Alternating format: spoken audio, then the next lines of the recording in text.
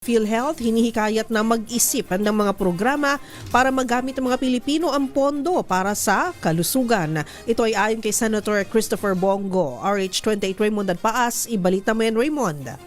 Mag-isip at magpatupad ng iba't ibang programa para mapakinabangan ng mga pasyente ang pondong pangkalusugan.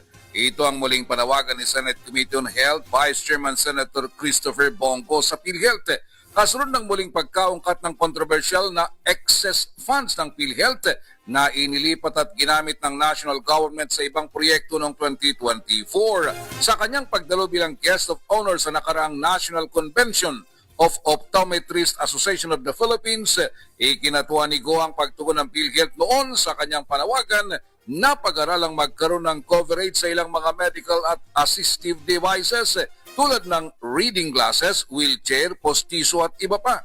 Muling iginit ni Go na hindi dapat patulugin ang pondo ng PhilHealth dahil pera ito ng taong bayan at dapat lamang na ibalik sa kanila sa magitan ng mas maayos na medical services. Samantala, sa kabila ng patuloy na krisis sa Middle East at tumitinding ingay sa politika sa Pilipinas, muli ring nanawagan si Go na isantabi muna ang batuhan ng isyu at tutukan muna ang kapakanan ng taong bayan lalo na ngayong damang-dama ang impact ng global oil crisis.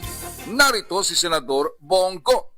Ang dasal ko po sa panahon ngayon, ang pagkakaisa ng lahat, ang gulo po ng buong mundo sa gera, ang gulo po ng Pilipinas sa politika.